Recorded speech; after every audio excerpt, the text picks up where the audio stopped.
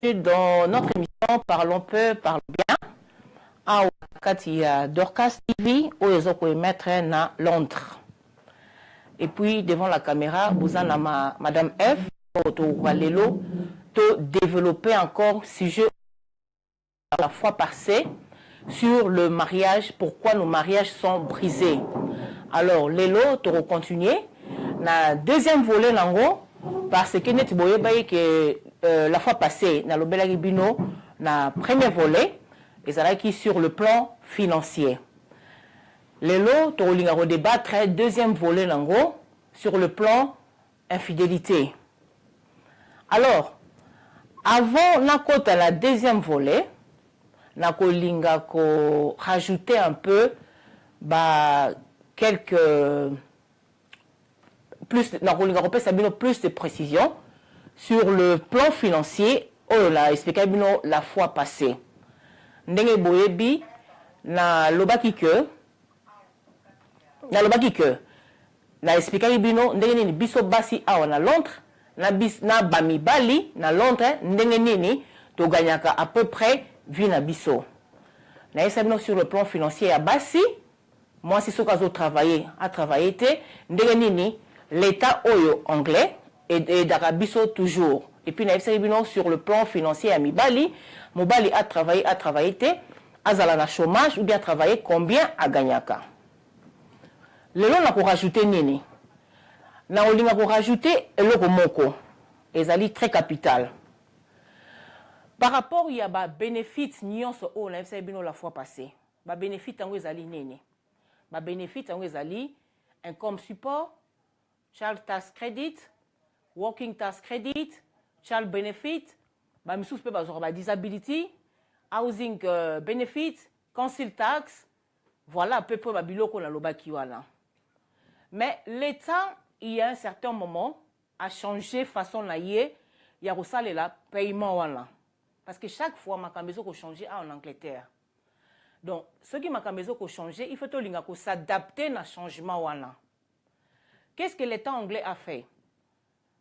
Avant, ils avaient dit que housing nabiso, donc rent nabiso, l'État anglais a fait directement na ba landlord nabiso, na ba papa lopango nabiso, anda ko futango mbala moko.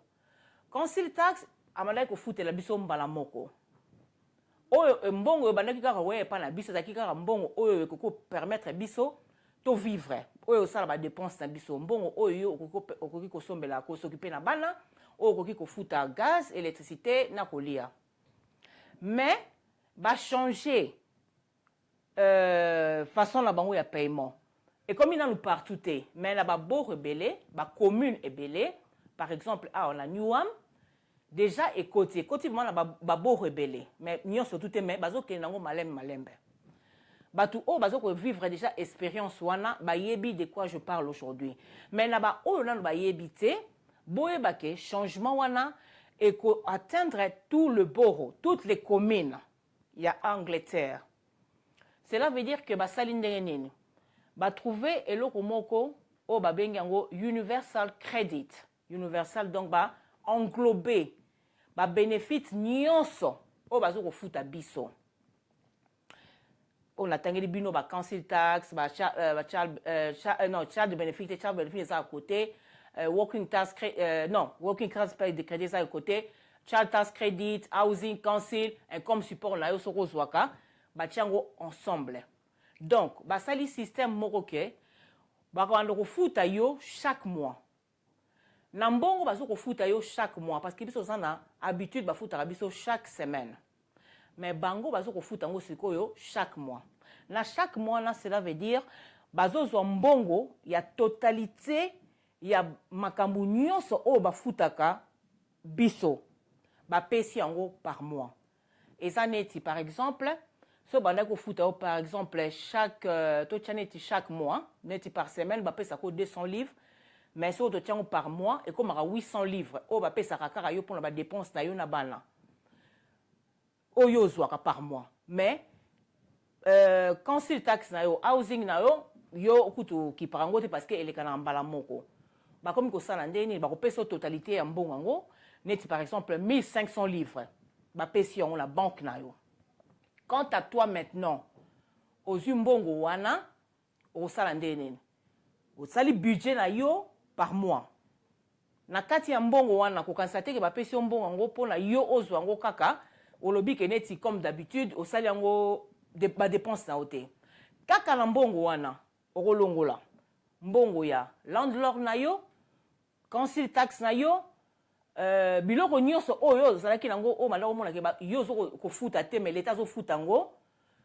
Mais l'état zo futa ngo toujours, mais yem ta ko futa ngo lisusu te a pesi yo responsabilité wana. Yo moko sko zo mbongo wana o gérer ngo. C'est qui est une bonne chose parce que bazolinga ko un peu ko sensibiliser batu, ko pesa responsabilité à batu. Bazolinga ko introduire batu ba kota na kati ya société. Et ça la kaka mutu te kamo na kaza facilité te que du genre ayebi kutu montant kutu mbongo nda ko futa makate, ayebi te pona yezaka ka vandi, l'état zo ko prendre kaka en charge sur ses dépenses. Non. Et ça vraiment une bonne chose parce que on recommande la responsabilité moko, on comprendre à peu près et ça ko manager budget na yo. Et ça vraiment ko manager budget na yo. Donc heureusement bon wana ka l'état pesi yo, ça mbongo na yo te uti na poche na ote l'état pesi yo. Yo siko heureusement. Soki o salineti koko sala direct debit na yo mbala moko soki mbongo ye tango yeka na banque na yo mbala moko oso check non voilà ou bien ndako no futaka 100 livres par semaine au calculant par mois et ça la ko 400 livres donc au sala déjà direct debit moko directement banque de banque mbongo tango ka keso ya déjà ya loyer na yo ekei ya conseil tax na ekei ya biloko oyo zo ko devoir l'état ekei oyo kotika la siko yo moko komona ke natikali par exemple na autant ou bien 800 livres mais 800 livres ngo ezate que par semaine te comme par mois siko yo siko kokamata 800 livres ngo o gérer ngo tout un mois voilà place ba difficulté et comme kokota na kati pe ya ba na communauté na biso na et kaka biso communauté congolaise mais ba communauté belé bazo ko maîtriser ba maîtriser qui te ba comme ko maîtriser mais mingi na ba maîtriser système wana te. Na ba o ba maîtriser dans le système wana te tozo ko remarquer que ba komi na ba rent na bango bazo ko futa ngo lisusu te donc ezo ko s'accumuler ti ba ko komake tant so mona mutu azo futa kana rent te pour na ye amesana ka ba futela ka ye l'état mbala moko futela ka azo bosana ke mbongo o l'état so ko pesa ye il faut alongola na kati ya mbongo wana afuta na ba rent na ye loyer na ye mais azo ko futa loyer na ye te ako se retrouver au bout de 6 mois en commis na dette moko na nyongo moko par exemple ya ba 5000 pounds azoko kwa susuko ko futa ngote alors mingi ba komi ko sala ndeni so komi na ba nyongo wana to so ko mona bango pe bazako so ko koki ko futa ngote bazoko longola bango awa mingi so mona ba o bazali basé par exemple so vendre par exemple na Eastham ezali donc vraiment to ça na kati kaka ya neti na centre. Mais barolongola yo batinyo par exemple na province batinyo bamboka musika et tout ça mingi pe bazo longola mande parce que bazo botola bango bandaku bako pesa neti choix mo wabino maintenant pour le moment kende par exemple la province ou bien babotelo carrément ndaku sans pour autant ba proposer yo kutu place na province au commis homeless cela veut dire qu'aux alliés sans abri donc il faut te comprendre cette chose-là. Universal Credit et Zorokota et comme système moko au banglais ba introduire siko ok ba façon la bango ba ndoko futela biso ezandengwana. So botuni façon ba futela biso so bolandi émission la baki la fois passée bota lango toujours on adore Cast TV na sina yebisa ki bino comment nous sommes payés ici les femmes et les hommes. Ba femme au travail comment nous gagnons notre vie na mibali o ba travail tenet ba gagner vie na bango ba bénéfice o to zara nango awa na expliquer kiango donc o ezaka na compléter sur ces la bénéfice on a l'accès bino que na l'accès no peke l'état anglais a introduit système mususu. Une autre chose l'état anglais peut introduire que ezaki année passée bana nyonso o bazoko botama o ba botama ki après le 6 avril 2017 ba ndoko so susu bénéfice système na ozo expliquer ngo bolo ba teke na lobi on mabete elingo lo banini elingo loba ke ceux qui sont dans la famille, il y a par exemple il y a bana mibale, l'état anglais azo futaka ka bana mibale na foyer moko. Bien foyer ekozala entre yo so bozali en couple ba futela bino ka bana mibale. So vous appelez femme seule, ba ko futaka ka yo bana mibale. Comment? Ceux qui obotaki avant le 6 avril 2017, ceux qui sont la bana ta 20, 30, 40, l'État a continué à supporter bango. A foutre la bango, net système où il y a kalezala qui ti ba comme la université, ba comme la net ba âge à 20 ans, ba commis indépendant par exemple ba ke université, l'État a kati bango ou bien ba commis indépendant, mais net que l'État fout la bana na biso ti 20 ans tant ou azalina ou bien zo kende na comment ozo kende ozo sala ba training mo me bazo foot a ote ou bien ozo kende ba classe sans pourtant comme à l'université l'État fout la biso. Donc l'État reçoit toujours charge ya bana na ta 20 40 au bota a reçoit bango en charge. Mais ce roboti après le 6 avril 2017 Soroza par exemple na 3 bana l'État continue ko foutre la bango. Soro lobi ko baki omba ki sa mwana ya 4e yebaka e kozala kaka toujours na mbongo oyoyo. L'État zo foutre lo bana misatu okozwa charge ya 4e enfant na yo kaka na mbongo oyo l'État zo foutre lo bana misatu. L'État ko bakiselo susu mbongo talo bateko na bakisi susu mbongo likolo ya 4e enfant na yote. Wana makambo wana esili.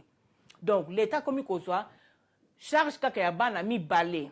Donc soko za net na mwana no moko net na ne oyo lobi ke na bakisa mwana mususu yeba ke deuxième enfant na yo l'État kozwa toujours en charge.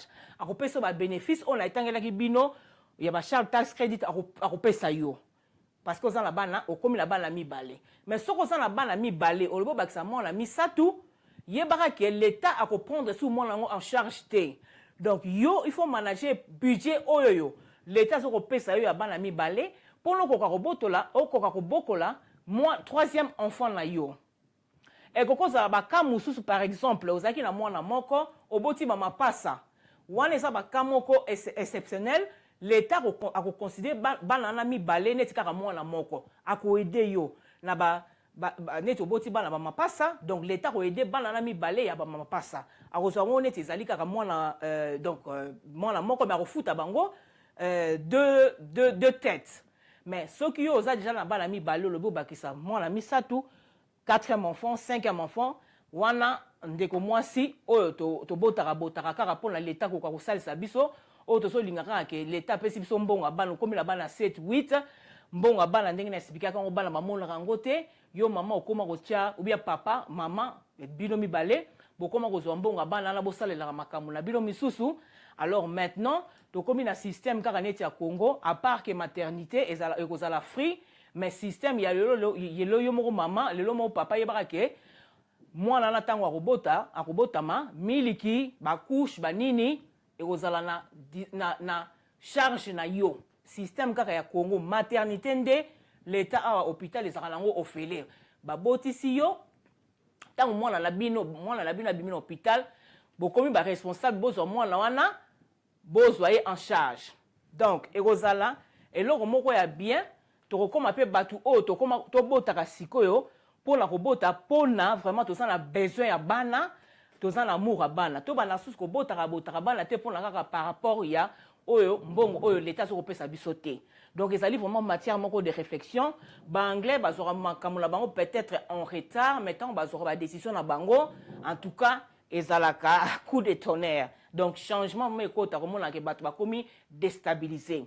Donc tolinga koyeba toyebela pona to umela.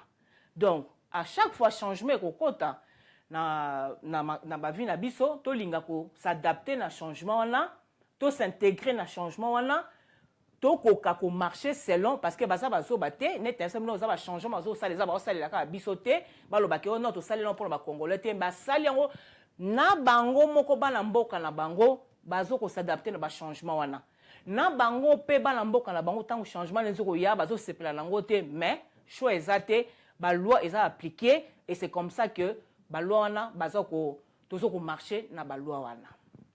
Donc wana ezala qui à peu près pour la compléter sur le plan financier, il y a la fois passée, le plan sur le plan financier, ils ont qui kamoko oyo vraiment, ils ont qui paye ko bebisa ba foyer na biso. Donc ceux qui bolanda qui émission la la fois passée pour la comprendre parce que na kozonge la nyonsote, boko ta toujours na Dorcas TV, boko tala, boko beta mon émission la la fois passée, ndenge na expliquer qui et puis boko comprendre les continuités, il y a l'isolo ya lelo. Voilà. Sikoyo to mekarokota na deuxième volet na biso sur le plan financier pour comprendre nango que ezalaki na point moko vraiment très important par rapport à nos mariages. Lelo na olinga ko expliquer un peu sur le plan infidélité.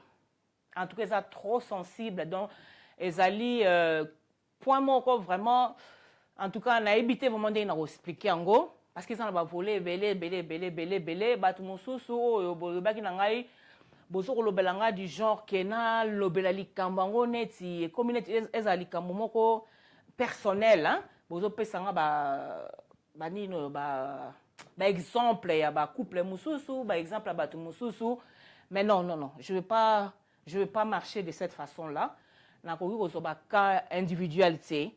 Ok, on attend à combo, par exemple, tete, ezali saponge nazo betate, ezali, je veux voir ça sur le plan majorité, la majorité toujours, pourcentage, comment, pourquoi, surtout au monde que kamoko se répéta mingi na société na biso, na communauté na biso, pourquoi kaonezo se répéter et tout ça. Et aux sur le plan individualité ou bien pointer du doigt de personnes, non. Voilà, et ça, les cambous, ce que la moutou, et que la moutou, parce qu'il ne faut pas oublier que dans chacun de nous, tous alina, esprit d'infidélité. Dans chacun de nous, yongai, tous en esprit d'infidélité. Et ça, là, le mot ça clique pour la raka, mouta kouya na azan ake na aktuana. Donc, ce n'est pas un problème que madame F a condamné moutouté. Na chaque être humain, tous a les bons, na biso na les mal. Donc, c'est à toi seulement de maîtriser le mal pour na okwe langote. Donc, sans to solo ba que les mal wana infidélité pesa na kati ya les mal wana.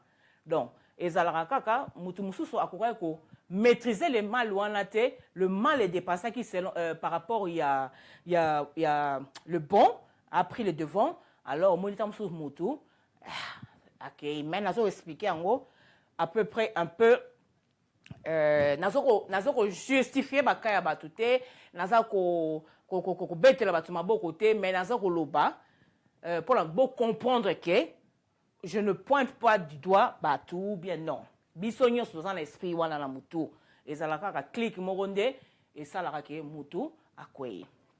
Alors sur totali infidélité déjà sur total en la dictionnaire ezali mot tromperie ou biso to linga ko ça trahison tromperie mais sur le plan autre sur le mariage to linga ko lobango ming na sens ya tromperie au ce moment est-ce que ce to lobi peut tromperie en sikoyo sur totali to lobande nini et ça makamoko et ça sujet moko délicat donc mais la zo linga ko expliquer on pour la vexer batouté. Donc infidélité zali signe d'amour ou de sexualité. Tant to kwera na ekobo wana ezalaka par rapport que muto to kwena ekobo to linga kiye to ezalaki kaka ke zaki acte moko kaka sexuel. Ozomona wana pesa ba question to ko se poser.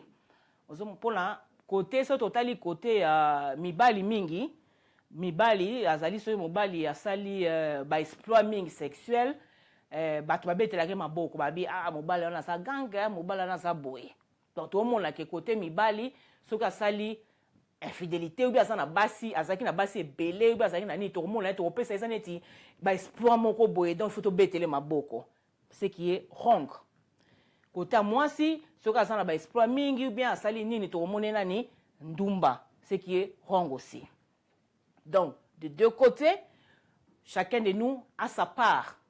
Yo za humain nga za humain yo kolobate ki ya yo eza exploit ya yo ezali malamu opesa ba raison côté moi si parce que moi ça allait être more sensible ça faible nde yo te ezande ngwana mais na mukili ndenge salama lango kaka côté ya moi si ebimaka kaka mabe wana to bosala ngo te côté ya moi si nde ebimaka kaka mabe mais to bosala te so sali le contraire ya infidélité ezali fidèle cause fidèle ezali tout d'abord avoir le respect de soi-même et le respect de l'autre.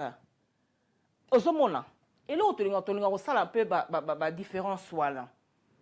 Mais est-ce que tant que tu as l'infidélité est-ce que tu as le respect de nous-mêmes d'abord, de toi-même, pose-toi la question. Ok, yo mobile olingo zala olingo bimagan komoni ke yo zali muto tu as du succès, j'ai mon argent, j'ai ma belle voiture, tout ça, bah c'est pas quoi le langai. Bon, ok, yo ça l'infidélité par rapport à moi sinayo. Est-ce que comment tu te sens? Tu te respectais toi-même. Osana respect na yo moronal. Tu te respectais toi-même. Wana otolo mi bali. Atio yo sali. Ok, kosangana na basi libanda. Osana respect de toi-même. L'intimité, hein? Ok. Est-ce que osana respect ya partenaire na yo? Ya maman ya bana no ya maman ou bien moi si na yo? Te. Ok. Moi si pe so sali ndenge wana. Est-ce que osana la respect de toi-même? Osana la respect de toi-même de soi-même te. Est-ce que respecter par partenaire na yo? Ou respecter par partenaire na yo te. Donc, le respect de nos fidélités, le respect de soi-même d'abord et le respect de l'autre. Donc, respect.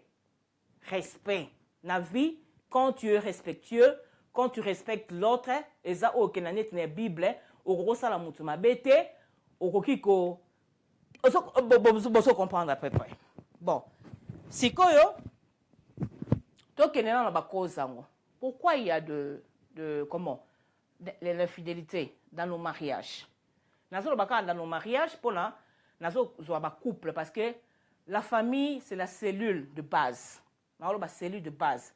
Infidélité, gros à la peine la fiançailles.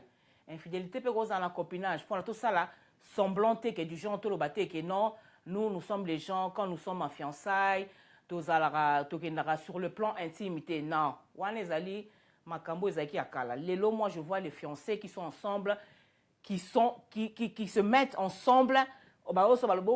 Fornication, mais ils le font même avant le mariage. Donc, nous n'allons pas être hypocrites ici pour dire que non, seulement moi je ne parle que pour le couple, pour les gens qui sont mariés, mais en même temps, je m'adresse aussi aux gens qui sont fiancés ou bien les copains et les copinages. Mais étant donné que moi je vise plus la famille du couple, le couple, parce que c'est la famille qui est le cellule de base, il y a plus sur les gens qui sont mariés. Voilà. Alors, pourquoi infidélité, on a cause dans les années. Tout le monde a par exemple infidélité, ezali ezabat bobalani, to continue à katia routine moko. On appelle ça 3 points. Ezali routine, ezali sur le plan sexuel, ezali sur le plan reproche. O ngai na sali ba constant la ngai. Mais sur la routine, les routines, nous sommes reliés ensemble. Hein? Mais toujours, par exemple, sur la routine. Hein? La routine, c'est quoi? Batu, beaucoup tanaki. Vous vous êtes connus, vous allez qui n'a bilomi balé. Beaucoup tani, vraiment love qui là où vous vous êtes aimés, vous n'avez eu que de temps pour vous, tout ça, dans ce que l'a dit avant Bobala, tout ça. C'était vraiment la vie en rose. Batu que ceux qui beaucoup d'années ensemble vous se séparez car 5 minutes après mutakei au moins la bengi muta téléphone tu me manques déjà tu es arrivé donc amour moko donc bon la mukileza ya binomi balé donc vous n'avez que le temps pour vous-même donc tant la bino boso vivre vraiment boso vivre alors tant boso vivre ndengwana bino boso kansake et continuer ndengwana mais boso bosana ke toujours vivre selon le temps change. Tant où yo banda qui teenager, au commis adulte, au commis parent, au commis vieux, au comité le kufa. Donc on doit s'adapter, ndé to s'adapter à na ba âge na biso, il faut tout s'adapter à pe na ba vie na biso ndé na kati dans le mariage.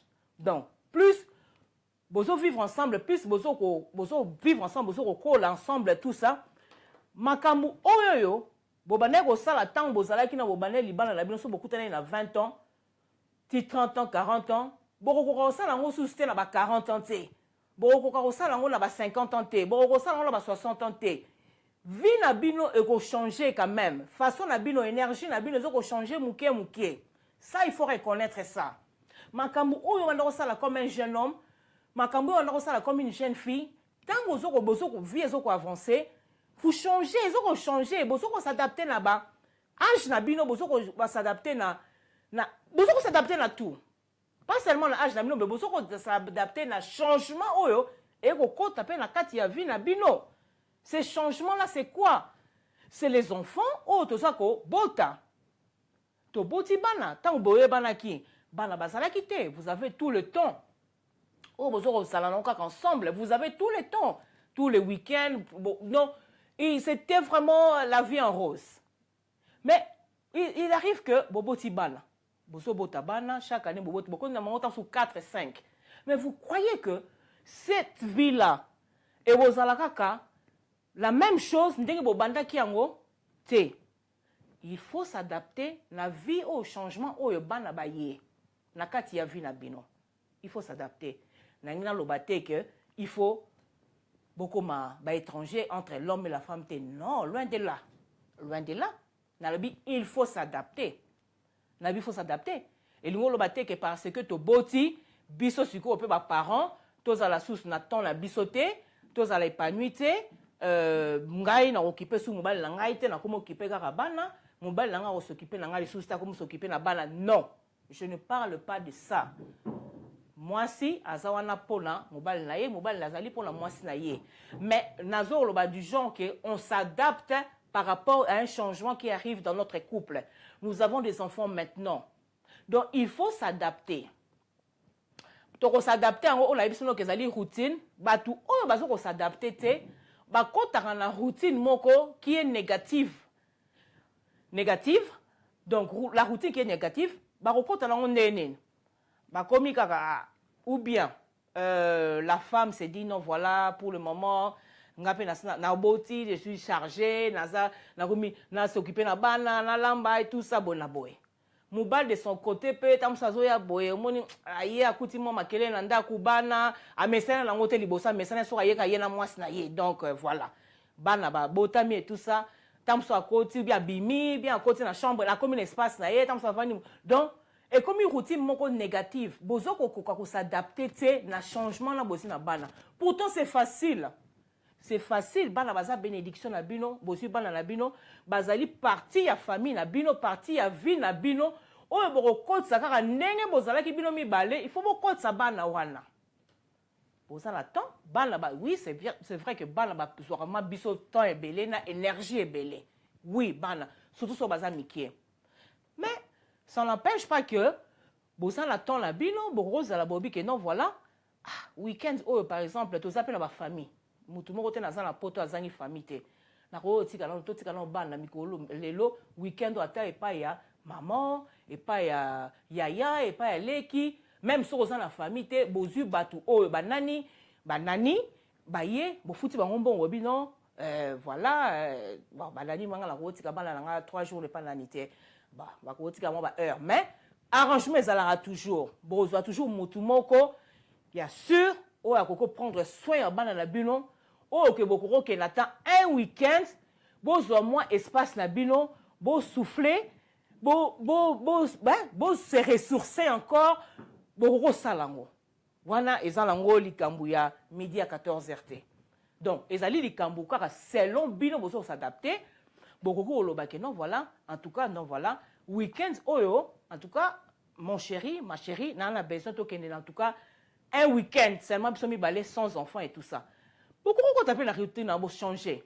Donc pour moi que vie na bino toujours et rosala toujours et rosala bien et rosala vie moko saine saine et ozala makamute ke bo pesa ba excuse te bo ba te que non parce qu'il y a des enfants parce que to comme la routine moko caillou oh ba lo soki caillou dodo soki boulot bilo mo ndenge wana te eza ndenge wana te.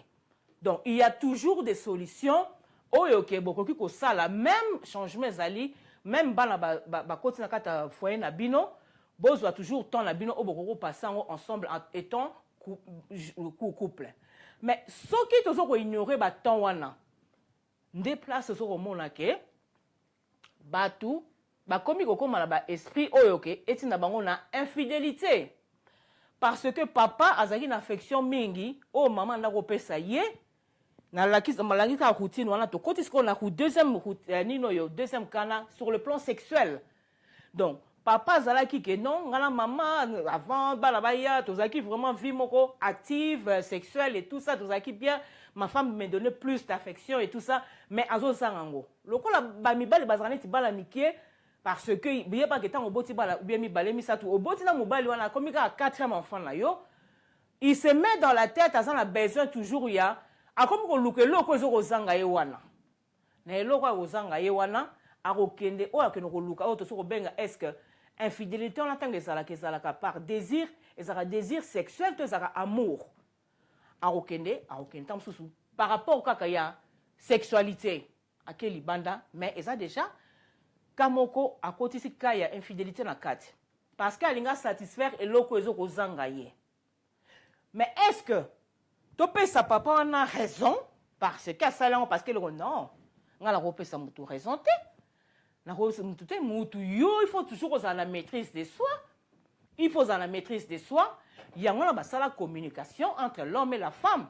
Yo retrouver que parce que situation moko yé ozoko kokako aussi ba responsabilité na otira pas maman yo parce que lobi que na mutu en tout cas moi quelque chose qui me manque en tout cas na za capable de keneli banda na swango oluki facilité okeno libanda sans pour autant aux communication yo na maman dialogue bo dialoguer bo luka comment place au boko bongisa mbeba place ezali non mais yo papa a trouvé solution quand il y a facilité pour satisfaire tes désirs sexuels au bimi libanda ce qui est mauvais au moins pas infidélité zoya maman dit notre part à revendre azut par exemple peut ba tant na ye wana vanda bozo boko la bana boko ba moni vraiment que c'est négligé et tout ça affection peut la rater parce qu'elle était habituée son mari tout le temps qui lui dit oh, tu es belle tu es boyée azop ça les ba compliments et tout ça azan a besoin d'affection parce que les moments nous aimons l'affection mais azom on a vraiment que exaté tant mobali peut côté qu'on a comme ko délaisser ya comme ko délaisser ya comme délaisser mes chers amis moi si oyo ayebi ko se maîtriser te bon na yep par rapport à Monique dialogue exaté à Monique elle est délaissée mukolo occasion mo rezola ye ka be mutu moko aye ko séduire ya pesi biloko oyo abandi ko lobane ka ba parole oyo mubana o abosali ke ba parole na mubana loko lobane ngo avant mais et comme neta yo ki ngo sika et comme neti mutu na ko faire vivre ye les femmes sont faibles aussi ba kozala ba ko ya peka na kati ya likambo wana ya infidélité ce qui est wrong aussi. Donc ton mega ko sala que tant tozali en couple ce qui changement est na kata couple na biso na pesi no changement moni changement l'état nenga sala biso ba changement o so ko s'adapter na changement wana te o l'état comme ko changer finance na biso façon de nous payer o ko so ko maîtriser en te o ko s'en sortir te o ko zala mutu lobi o koma sans abri homeless parce que o so ko maîtriser budget na ote. C'est la même chose dans le foyer. Ce que vous maîtrisez, changement, il tout est. Changement, il y a changement, il y a changement, il y a on se marie pour le meilleur et pour le pire. Mais batebele na kata mariage, c'est marié pour le meilleur. Quand le pire arrive, au moins, on a changé, hein. On a changé.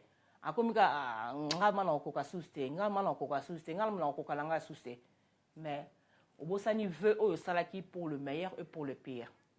Mingi pesawana. Ba raison pesawana ya ba raison ya infidélité. Infidélité. Na maman mo ka difficile. Moi si a ko supporter mobile na été, mobile a ko supporter moi si na été. Et tinji onini, OK na ko lobi non. je n'en peux plus, il faut ça. Donc, voilà.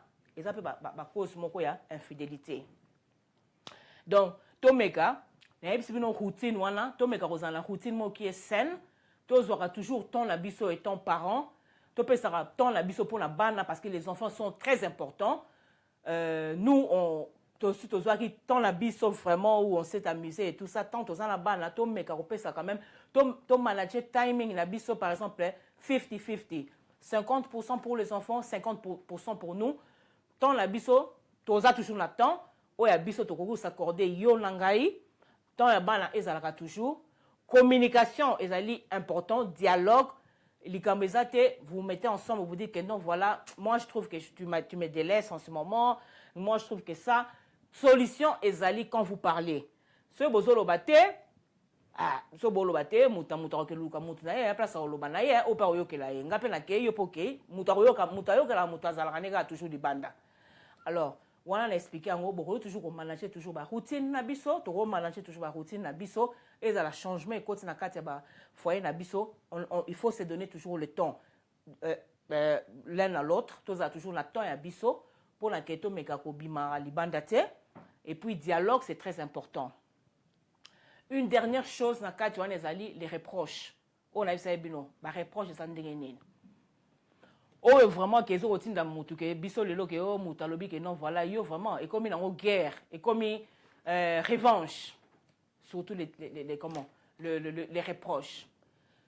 Oui, papa oyebaki maman tant oyeba maman elle était une belle fille, elle était azaki na taille soki 12 soki 14 lelo maman comme une taille 18 20 à mati.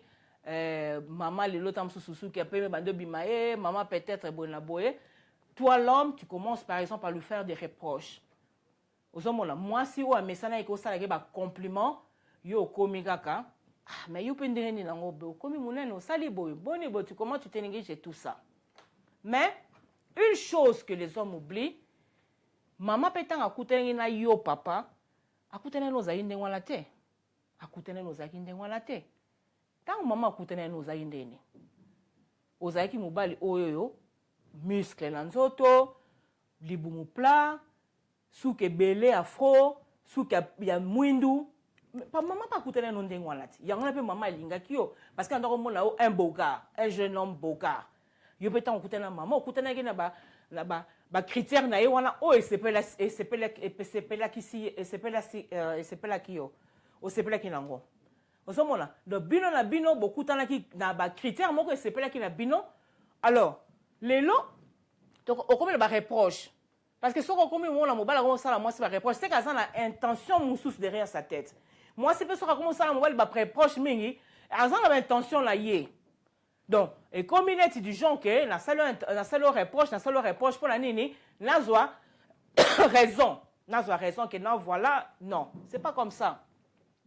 Tout comme ça na ba préproche lelo ba papa belé basi ba bino bozana ba suki ba fone na ebisa bino lelo libande bimi bino yo kansi ke basi belé balinga mi bala ya libandi non balinga raté mais bazo supporter bino bo sala nini po bo cacher ba libandi wana boke na obakisa suki basi ba ko zala ke suki na ba ko bakisa ta suki atia ta perruque mais yo mobali na libandi no wana ozo kokata ko tia ko bakisa suki te ou bien ko sala eloko moko te mais oza mutali boso ya kofinga madame na yo okofinga mwasi na yo ke o tala ndenge yo mbeme yo moko libumu ta mwasi ayeba ke ozayi libumu plan ozayi na libumu wana te libumu tala libumu ndenge ekomi na olelo yo zo mona ya yo te yo zo mona ke non voilà nga na saka les beaux gosses wana non ozo mona eza na façon olobela madame na o eza na façon olobela ton mari okoyebisa madame na olobi ah omoni mwasi parce que mwasi akokoma tant sous mwasi azozo ba kilo ou bien azoko perdre ba kilo par rapport à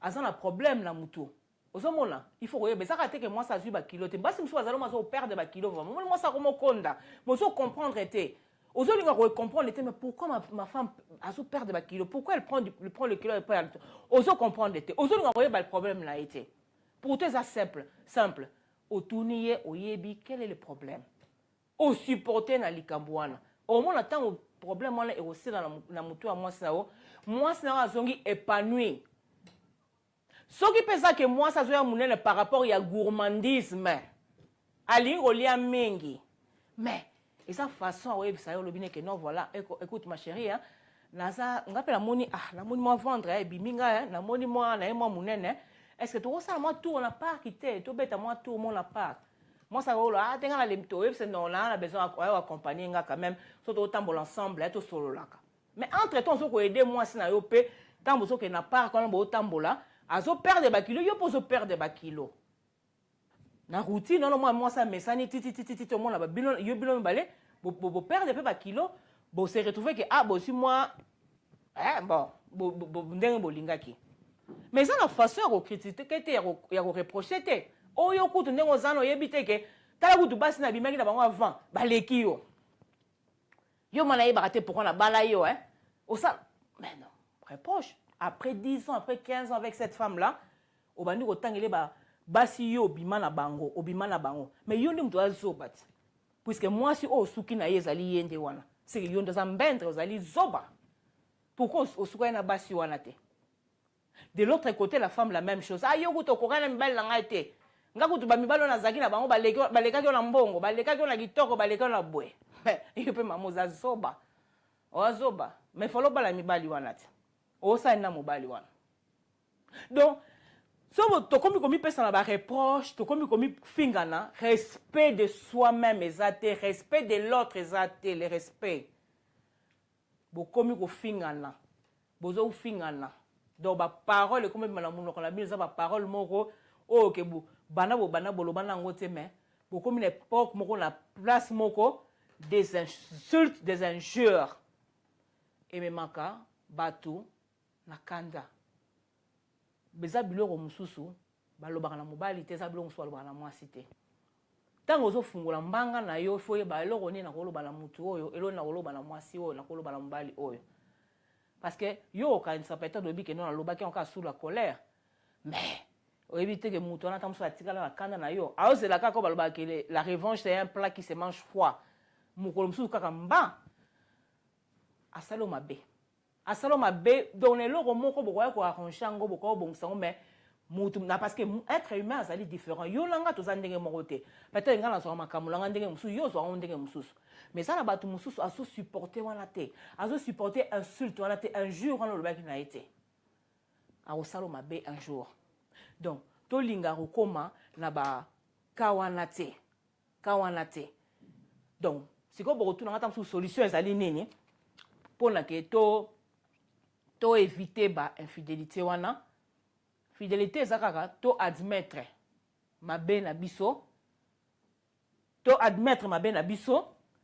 to tirer pe leçon na mabe wana et puis to zongela mabe yango lisusu te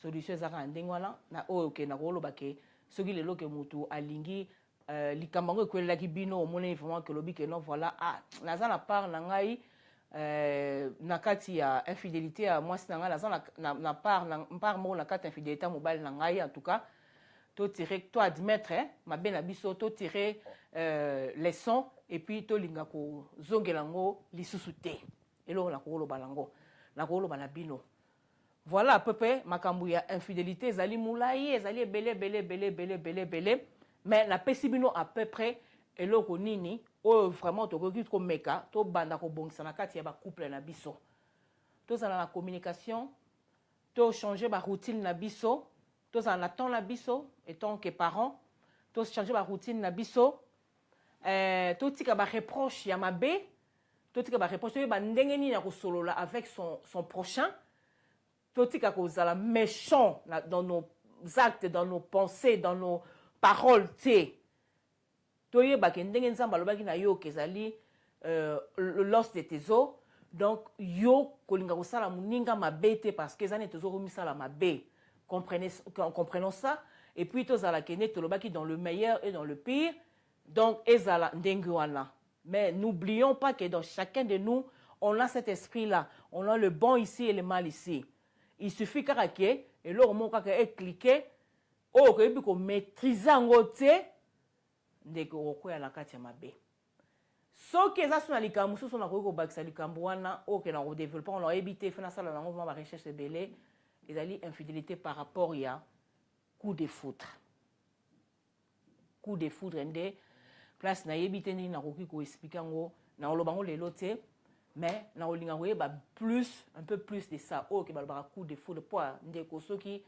likambo oh ya coup de foudre ekoti na kata couple na bino mwasi azwi coup de foudre mobali azwi coup de foudre en tout cas wana na olinga koyeba ngo mingi siko nayeba ndeni ne tokosala est-ce que mwasi akozonga lisusu to mobali akozonga lisusu wana na olingo sana nango plus de recherche parce que babi coup de foudre donc coup de tonnerre donc wana na olingo yeba et puis so na vu plus de précision plus de recherche na oya toujours na expliquer na yeba ndeni e marchaka ndeni pe bato bakoki ko kozongana ou bien ko se séparer na likambo ya ndenge wana donc lobby samedi en tout cas na ça sur na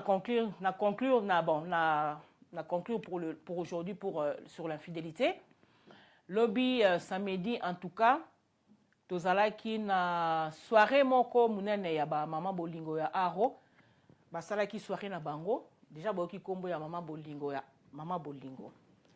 alors na rolinga un peu koloba na sur lelo ekanga lekanaki apesa biso moi idée sur le alekanaki na page na Facebook apesa biso l'idée sur le mois où tozobenga que la journée de la femme le droit de la femme où ezalaki le 8 mars a expliqué biso moi muke toyeba à peu près journée wana ezalaka nini ezalaka pona nini et puis ndenge ni tokoki ko salela yango en tout cas alobaki nazwaki moi muke moko pena olangana ajouter yango ya alobaki étant moi moment na mobali mais naye nga lokola mwasi nalobela pe biso ba mama tolinga mwa koyeba mwa ba journée yango ndenge nini ezalaka ndenge na yebisi bino ke tozalaki na journée lobby en tout cas c'était une soirée que j'ai vraiment félicité ces moments là parce que ezalaki na thème moko très bien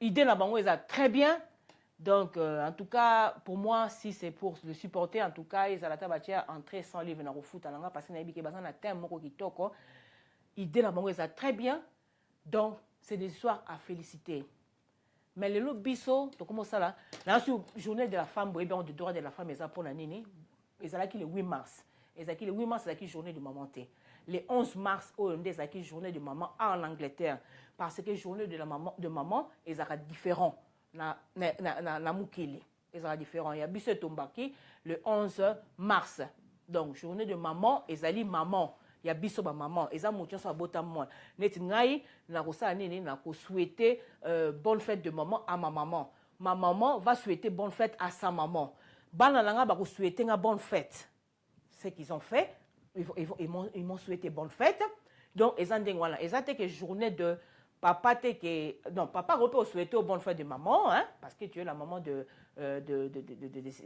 ses enfants mais aza obligé te que bien à sombela au cadeau bien bimisayo rien c'est vraiment nous les enfants où ezali reconnaissance par rapport à nos mamans ozomona na yebi que non reconnaissance non qu'est-ce que je peux faire comment je peux faire plaisir à ma maman donc ezalango ba journée au te que trokende to lati maputa to lakisa ke to za ba maman Africa ou bien manini te to tika ba biloko wana ozomona et en tout cas ikanga lobaki lo moko vraiment très important lelo alors a expliquer qui peut biso tant to sala ba soirée ngo feto yebaka meaning ya soirée ngo comment to rememela makambo ngo thème la biso za ndenge nini discours ni to ko pesa comment to ko comment ko sensibiliser les femmes toujours sur ba thème moko to sala makambo ndenge mosusu donc les autres biso to lobaka ke après ça ba point moko lobaki magi toko hein ayo ba point autre sur par exemple ba femme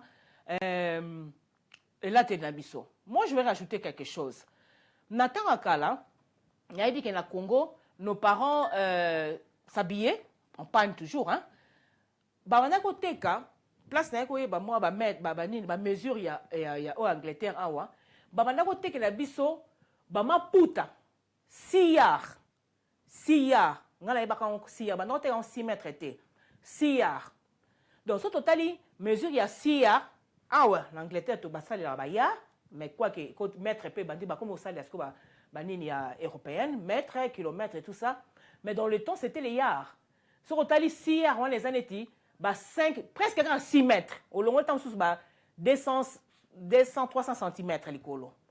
Donc, na siya Rwanda, maman na biso, basaki na maman putana, boyebi nele babana egolata. Bazana liputa o ya se. Et vous avez sous 2 mètres. Bazana liputa ya likolo, tant sous 2 mètres. Pendant que mon liputa 16 a toujours moulaï, il y a likolo, tant sous ezalaka, vraiment, eza moulaï, mais elle est qui a o ya sete. Il y a likolo, o etika liwana, il y a libaya. Et quel est libaya? Bazakola ta libaya, moi je senti que non, ma femme africaine, hein, ou est bombi, attends, otika moi liboko là, moi je senti que liboko nenga tikeli yango ezali obscèneté. Si qu'on a la mituna, est-ce que biso awa batapoto, basia wana, bateka yango susute?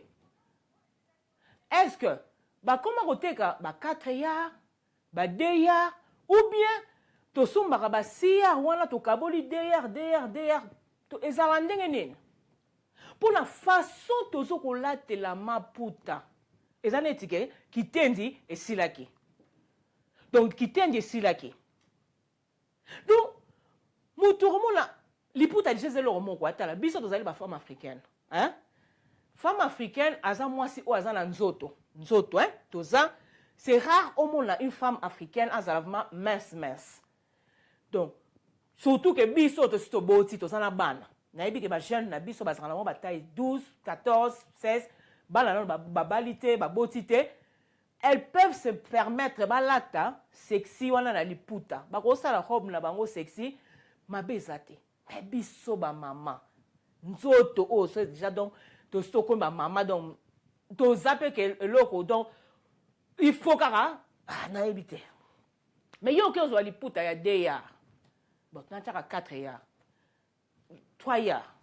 Donc, au jusqu'au liputa, attends, comment on m'a coussé.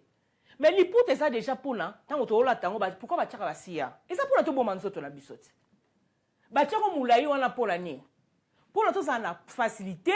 Il y a que bon manzo, tu as bisote. Oh, tu as la femme africaine, les alliés manzo, tu es tonda. Au jusqu'au liputa, nous a liboso, au kangi. Ngala ba au kanga liputa, te, on a ça la chip pagne. Ozu liputa na likolo ya liboso kangi soko obeta ngo ba phase wana obeti mais ekanga quand même ebombi mo nzoto no bien soko za muta nzoto ya munene il faut bakisa deuxième panne ozu deuxième panne obakisi nde mama wana so banda ko sala obakisi libaya na yo otongisa ngo pe kitoko hein ah on va sala ba mannequin tant ba sala ba mannequin bazora bato mikie parce que mannequin mukie so sala a sala publicité a tambola lamba bato ba tala lamba ba tala mannequin te mais bon tala ba maman so biso ba biso que to sala publicité ya bilamba hein ba femme la biso ba africaine muta ko tala so lamba ta ko tala nzoto a komo tala nzoto a ko tala lamba ta ko tala nzoto. Il y a un moment où on mannequin a besoin de mikie pour attirer attention pour la banque, pas attirer attention à bilamba ou on va faire la publicité. Mais moi ça mon nez sera sali défilé des modes. Ceux qui a là à se couvrir, bah on t'a les lamba. Mais ceux qui a sali défilé des modes à là type le moro be sala boy. Mon ta la seule lamba ta on t'a les gars autres, luka. C'est ce qui se passe chez nous. Olingi sexy, on a les putatin qui est dans le magasin à bilamba sexy. Nous avons des robes ici sexy. On l'a la mano sexy. On a ba salango couturier la salango pour la qui sexy. Oh ba kati ba sali yo moro kaka. Mini jupe bani olati. Biso pe dolata ba bilamba ba mini jupe et tout ça mais wana ça li puta teza les loko oh ba sali yango ndengwana. Mais biso ba congolais tant ba sali biso ba maputa la biso traditionnel. Cela veut dire que tant que ça va ils allaient pour nous permettre de bien s'habiller pour nous couvrir. Au retour la pète qui telle muso kangi na mutu. Mais to comme na malure ndengene. To comme la compétition maman puta qui sexy. Ya qui sexy oh et kanga pa lobi yango. Mutu muso ba tatouage. O ti ba tatouage na la tel tatouage. Tatouage ça j'ai le moko ya ba mémoration. Ozo remémorer le moko. Hein? Koto tu es Jean, Pierre, Albert, Bonaboy. Mais les lots vivent dans Luc.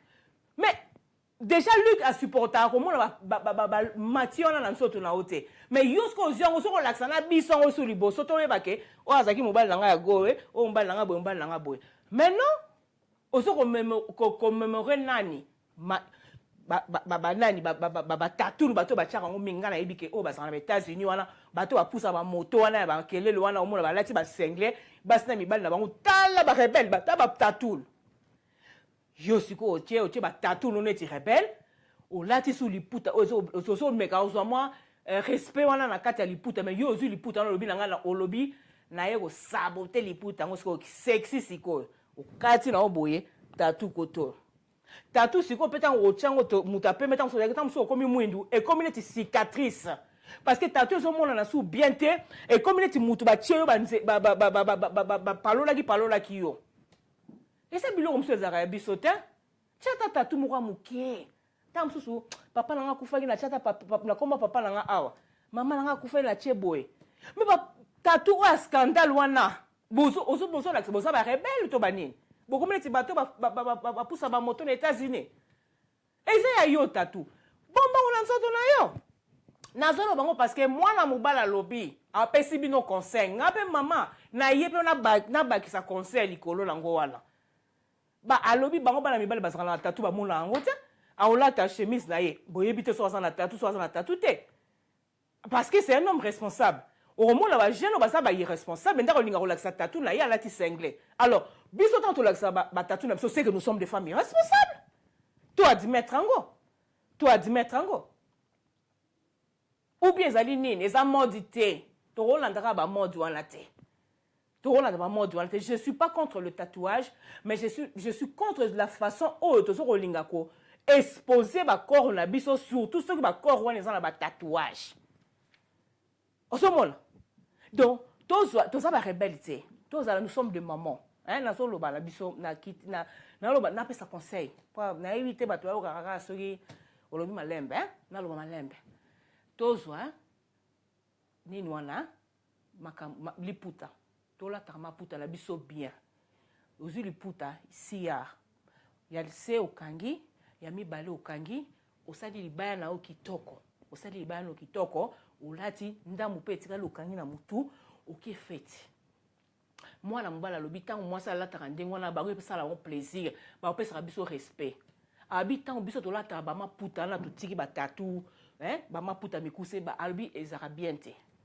Abi to tika yanga pe na yewe pesa biso to tika to ka bala so bana mibala baso lo basike to karate biso to kansike tant to la tango se pesa bango te to tika vraiment to zwa liputa to sali yango bien to lati liputa na biso kitoko ba fete zo ya na yebike ba fete belé ba big ladies ba osala ba fete na mobala ta ba maputa ba mama kenda ba osala ba fete na mobala ta ba maputa mais bozwa moi idée mbalo vraiment bosala ba femme moko lati liputa bosala ta ba concurrence ya muto yo alati liputa bien mutu o alati liputa comme la femme africaine comme il faut comme madame comme il faut toi quand même la qui poinza te o na ebité somona voilà à peu près et là on a ngana na Sabino pour la conclure en tout cas félicitations en tout cas la ba maman ya bolingo ya aro bolingo komba bolingo en tout cas faites aux bolingo tout ça. En tout cas, pour conclure, en tout cas, la Sabino qui est un sujet sur le mariage, pourquoi les mariages sont brisés. La fois passée, on a qui sur le plan financier. Aujourd'hui, je parlais sur le plan infidélité. Je ne suis pas rentré vraiment dans le deep, mais je vais essayer un peu d'éclaircir seulement, de parler en général. Je ne vais pas pointer quelqu'un du doigt. Je vais essayer seulement de parler en général, selon la majorité de cas. Donc, je vais expliquer que, voilà, mariage nabiso est allé brisé par rapport. Nous n'avons pas, nos routines ne sont pas saines. Nous n'avons pas de communication et nous nous donnons tout le temps de reproches. Des reproches. Et sur le plan sexuel, j'ai à peu près expliqué. Et puis, on a expliqué à peu près selon la journée de la femme ou de Galaki, dès que quand les Galais les lots, a expliqué Kibiso sur le plan, il y a journée de la femme, de droit de la femme, dernier les alaka, bien sûr, vous comprenez qu'il y a une journée de maman, et puis façon de tout ça, lata, na ba fête, ba ma puta, et tout ça, le coup monté, ngala obeta kaka sete na likambwana. Voilà, après je crois, hein, et l'eau tozaki nango lelo. Donc, passez un soubi là sur le Calabino Awa next week, dimanche. Donc, pour la aussi ça, on a vraiment Benoît Yambala, so ka koko tchela ngai nzembo toza dimanche, to mekata ko adorer nzambe na nzembo o ya Moïse Mbiye na Mimi Molongi. En tout cas, nzembo ezali nzembo na ngai vraiment nga mouvement na soye ma pour na Mimi Molongi na makambe belé. Donc bino pe bozwango l'esprit ya bien, bobi ma toujours Molongi. En tout cas, nzamba za la bino to kuta na bino next time toujours avec Dieu nous ferons des espoirs. Goodbye et God bless. Bye bye.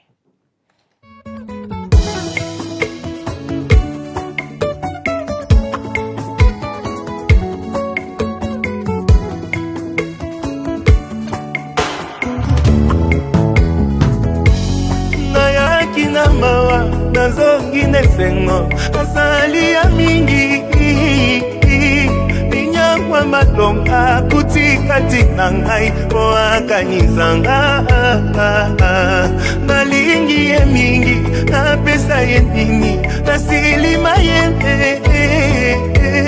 fongola dalola majelu bakita toyemba mpona yo balongola kinga na liste tango lipamboli eyaki balukaki bazwaki tinanga lole reklame kaka ngai ofondanga na basacrifice akobosa nango te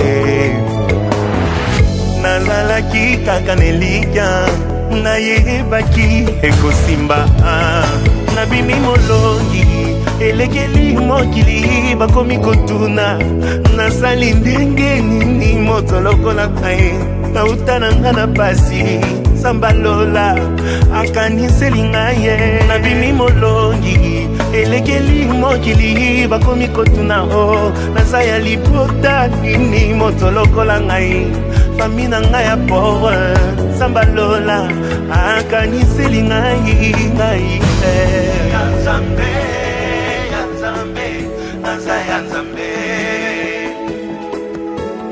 Victorieux, victorieux, je suis victorieux. Maleka kinga na makasi, maleka kinga na kitoko maleka kinga na ba relation, maleka kinga na mbongo mokolo le fungwa maki ngolwe kitela kepa na ngai aya nazalaki kaka nelija nayebaki ekosimba nabimi molongi elekeli mokili bakomi kotuna o naza ya libota nini moto lokola ngai fami na ngai ya pauvre sambalola akaniseli ngai nabimi molongi elekeli mokili bakomi kotuna o nalekeli nzela nini moto lokola ngai nauta na nga na pasi sambalola akaniseli ngai nabimi molongi elekeli mokili bakomi koloba o ngai nasimbi kisi moto lokola ngai naluka ye na bangomba sambalola akaniseli ngai nabimi molongi elekeli mokili bakomi koloba o nakanga ye na kisi mwasi lokola nga na mikaba na losambo sambalola aimpose kaka ngai nabimi molongi elekeli mokili bakomi koloba o nayibi mbongwa leta moto lokola ngai nauta na nga na village nzambalola aeleve kaka ngai nabimi molongi elekeli nga moko kombo na ngai ekomami na lola moto lokola ngai nasala masumu ebele ndekulusu akofeli kaka ngai malo